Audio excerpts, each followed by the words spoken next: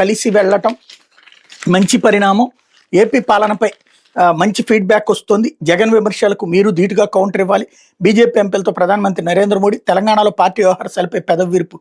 ఆంధ్రప్రదేశ్లో చంద్రబాబుతో కలిసి ముందుకు సాగడం మంచి పరిణామం. అక్కడ పార్టీ ప్రభుత్వం పూర్తి సమన్వయంతో నడుస్తున్నాయని బీజేపీ ఎంపీలతో ప్రధానమంత్రి నరేంద్ర మోడీ అన్నారు. పార్లమెంట్ జరిగే సమయంలో వివిధ రాష్ట్రాల ఎంపీలతో అల్పాహారం సందర్భంగా ఆయన గురువారం ఉదయం ఆంధ్రప్రదేశ్, తెలంగాణ, అండమాన్ నికోబార్ దీవులకు చెందిన ఎంపీలతో సుమారు అరగంట పాటు భేటీ అయ్యారు.